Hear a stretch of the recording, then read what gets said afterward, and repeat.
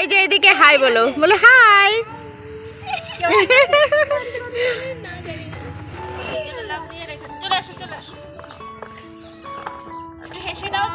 গাড়ি কে চালাচ্ছে?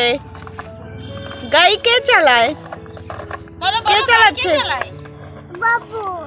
আচ্ছা জেঠিমা কি বলে? কি বল কিনেছে?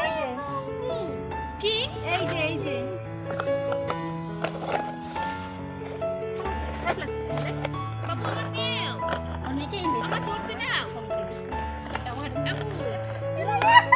আমি চড়বো,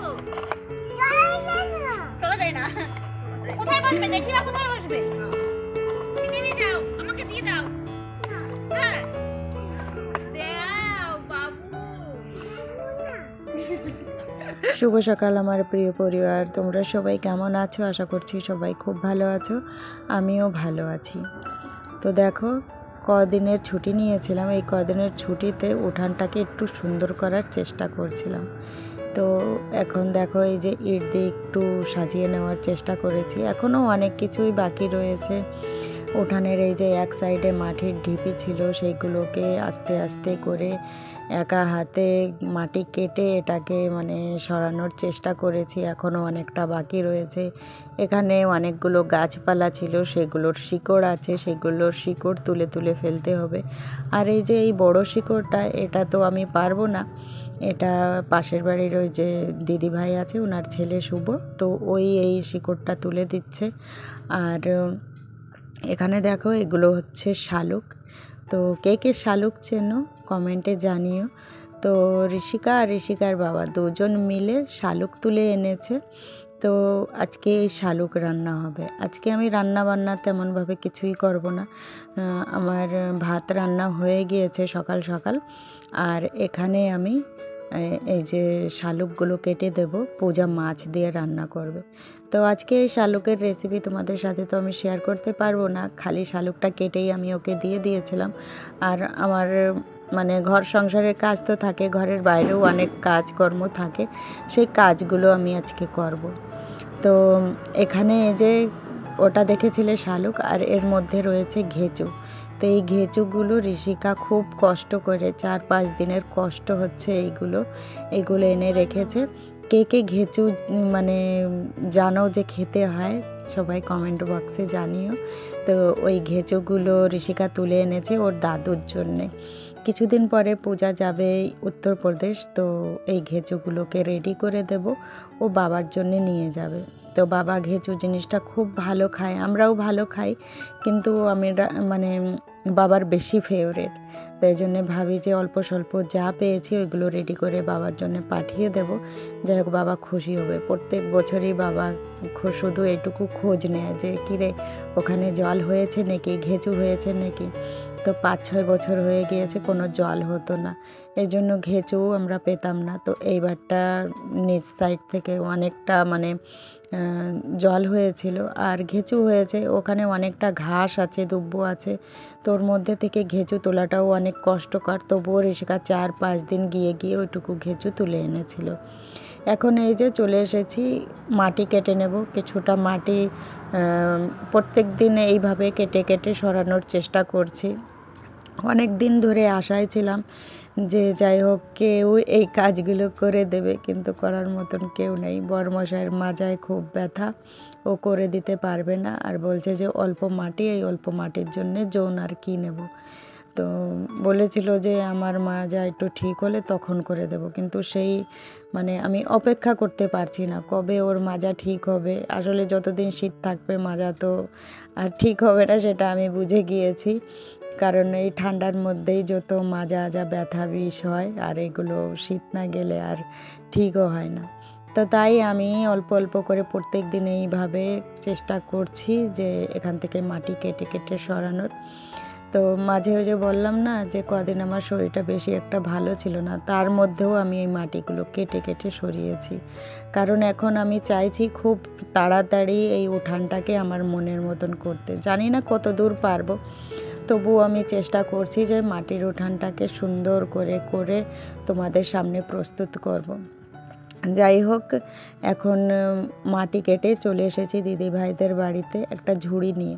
তো ওই দিদিভাইয়ের বাড়ির সামনেই তো হচ্ছে ওই জলের মাঠ, তো ওখানেই ঘেঁচু হয়ে রয়েছে।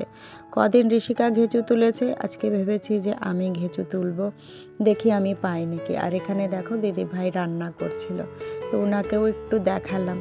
আর এই যে ঝুড়ি নিয়ে এখন এই কাদার মধ্যে নেমে পড়বো। তো আজকে প্রথম আমি এখানে এসেছি ঘেঁচুর খোঁজে।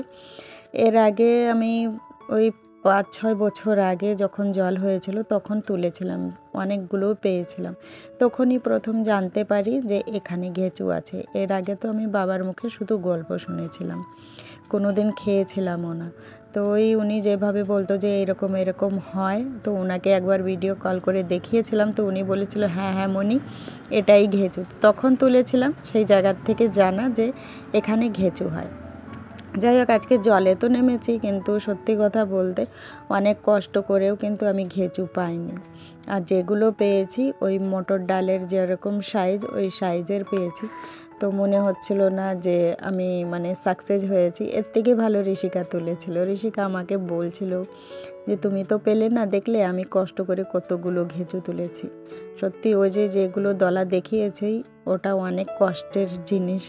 তো অনেকক্ষণ কষ্ট করার পর আমি চলে এসেছিলাম, আমি আর বেশি পাইনি। আর এদিকে দেখো, ওই দিদিভাইয়ের বাড়িতে আছে কুল গাছ, তো গেল বছরই লাগিয়েছে। এই বছরটা কি সুন্দর কুল ধরেছে। গেল বছর শুধু একটা কুল ধরেছিল, এবার গাছটাও যেরকম ঝাঁকড়িয়েছে সেরকম পুরো গাছে কুল কুল ভরে গিয়েছে। দাদাভাই তো বলছিল যে এটার ডাব কুল, কিন্তু খেয়ে দেখি আপেলের মতন স্বাদ, তো আমরা নাম দিয়েছি আপেল কুল। আর এইদিকে এই যে ছোট্ট একটা গাছে দেখো কতটা কামরাঙা ধরেছে। আজকে যেহেতু আমার রান্না বান্নার কাজ বেশি নেই, বেশি নেই কি, শুধু ভাতটাই করেছি, সবজি সব কিছু পূজা করছে। তো আমি ভাবলাম বাড়ির আশপাশ দিয়ে একটু পরিষ্কার পরিচ্ছন্ন করে ফেলি। ঘর বাড়ি তো সবসময় পরিষ্কার পরিচ্ছন্নই থাকে, আশপাশগুলো পরিষ্কার রাখলে ভালো লাগে। তো আগে তো এই সব জায়গা দিয়ে পুরো জঙ্গল হয়েছিল, দাদা ভাই এসে পুরো জায়গাটাকে পরিষ্কার করে দিয়েছিল। তো ভাবলাম দাদাভাই এত কষ্ট করে, এখন তো দাদাভাই কাজেও চলে গিয়েছে, তো আমরা একটু একটু করে যদি 2-1 দিন পর পর এইভাবে পরিষ্কার করি, তাহলে মনে হয় সব জায়গায় সব সময় পরিষ্কার থাকবে। আর সাপ, তারপরে বড় বড় যে জীবজন্তু আসে সেগুলোরও ভয় থাকবে না। দুপুরের খাওয়া দাওয়া আমাদের কমপ্লিট হয়ে গিয়েছিল, আর ওই মাছ দিয়ে পূজা শালুক রান্না করেছিল। তারপর আমি আর ঋষিকা চলে এসেছি এই যে আমাদের শখের জায়গাটাকে সুন্দর করার জন্যে। ঋষিকা মাঝে বেশ কয়েক টাকার গাছ কিনেছে, ফুল গাছ কিনেছে। তো ওকে টিফিনের টাকা দেওয়া হয়, ওইভাবে গুছিয়ে গুছিয়ে রাখে। আর ফুল গাছ দেখলে ও পুরো পাগলা হয়ে যায়। অনেক সময় এমনও হয় যে কম দামের জিনিস ও বেশি দাম দিয়েও কিনে ফেলে, ঝোঁকের মাথায়। তো এই যে গাছটা ও এখন লাগাচ্ছে, নাম তো আমার একটারও জানা নেই ঠিকঠাক মতন। তো এইগুলোর আমার ননদ বীজ এনেছিল 10-10 টাকা দিয়ে, আর ও ঝোঁকের মাথায় এই গাছটা 70 টাকা দিয়ে কিনেছে। যাই হোক, এই নিয়ে আমরা সবাই একটু বেশি কথাও বলেছিলাম। তারপরে দেখলাম যে শখ ওর হয়েছিল, যাই হোক যখন কিনেই ফেলেছে কি আর করা যাবে। সাথে সাথে এই যে জায়গায় জায়গায় আমি একটু জায়গা করে নিচ্ছি, এই সমস্ত জায়গায় গাছগুলো লাগিয়ে দেব। ডালিয়া গাছগুলো ভাবছি এখানে লাইন দিয়ে লাগিয়ে দেব। আর বাকি পিটুনিয়া আছে, আরও কি অনেক ফুল গাছ আছে, সেগুলোর আমার নাম জানা নেই, সেইগুলো টবে লাগিয়ে দেব। তো এখানে এই যে সুন্দর করে জায়গা করে নিচ্ছি। আর ঋষিকা অনেকগুলো কস্তুরি পানা এনেছে, তো ওই কস্তুরি পানাগুলো এর মধ্যে দিয়ে দেব। আসলে ওইগুলো পচে গেলে ভালো হয়, কিন্তু ঋষিকা কাঁচাতাই নিয়ে এসেছে, বলছে যে মাটির নিচে দিয়ে দাও, কিছুদিন পর পচে যাবে। তো আমি সেইভাবেই দেওয়ার চেষ্টা করছি।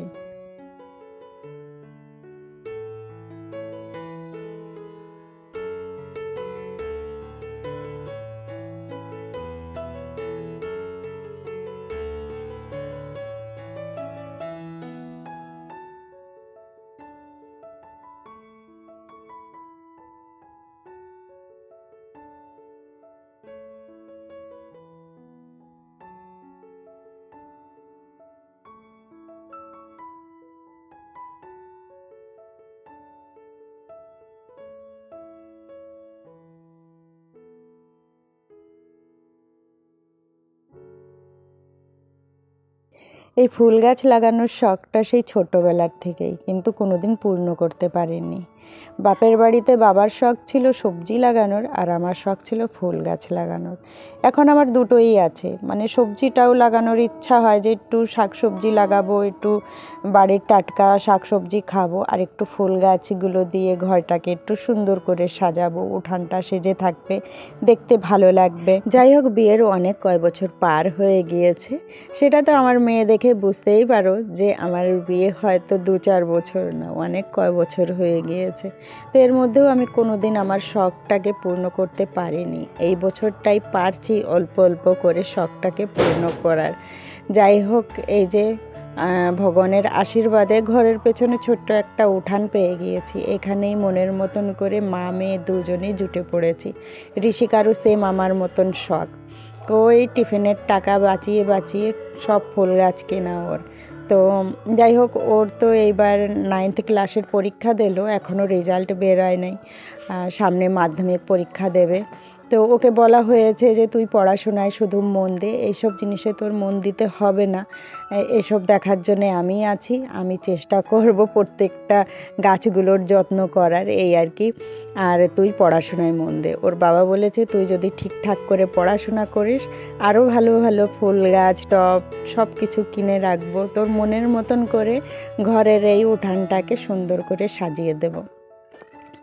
যাই হোক, আজকে ঋষিকার ছুটি ছিল, তাই দুজন মিলে এই যে উঠানটাকে একটু সুন্দর করে সাজিয়ে নেওয়ার চেষ্টা করছি, ফুল গাছগুলো লাগাচ্ছি, চেষ্টা করব খুব বেশি যত্ন করার। আসলে কোনো কিছুই জানি না, গাছে কি দিতে হয় কি না দিতে হয়, কি দিলে কোন গাছে ভালো হয়, কিছুই কিন্তু জানা নেই।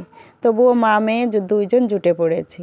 আশা করি আস্তে আস্তে সমস্ত কিছু জেনে যাব, পারফেক্টভাবে আমাদের মনের মতন এই বাগিচাটাকে তৈরি করে নেব। এখন এই যে সমস্ত গাছগুলো লাগানো হয়ে গিয়েছে, এখন প্রত্যেকটা গাছে এই যে জল দেওয়া হচ্ছে। কিছু গাছ আগে লাগানো হয়েছে, আর কিছু গাছ আজকে লাগিয়ে নিয়েছি। যাই হোক, কোনো গাছের তো ঠিকঠাক মতন আমার নাম জানা নেই, যেগুলো জানি সেইগুলো বলে দিচ্ছি। ওই দুটো পিটুনিয়া ছিল, আর কয়েকটা ডালিয়া ছিল, আরও কি কি ছিল নাম জানি না। যাই হোক, আস্তে আস্তে নাম জানাও হয়ে যাবে। তো আজকে রাত্রে চিকেন হবে বলে দুপুরবেলায় আমি তেমনভাবে রান্না করেছিলাম না, তো রাত্রের চিকেনটাও পূজাই করেছে। আমি শুধু এই যে সবার জন্য রুটি বানিয়ে নিচ্ছি, সবার বলতে বরমশাইয়ের জন্যে, দুই মেয়ের জন্যে, আর আমার জন্য একটা রুটি। পূজাও রুটি খাবে না, আর আমার দেওরও রুটি খাবে না।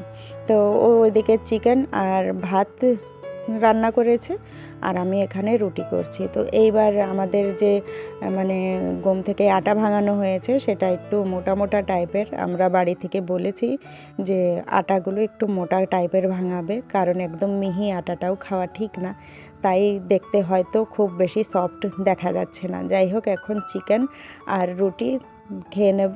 খেতে খেতে চলো ভিডিওটাও শেষ করে দেবো। আজকের ভিডিওটা কেমন লাগলো সবাই জানিও।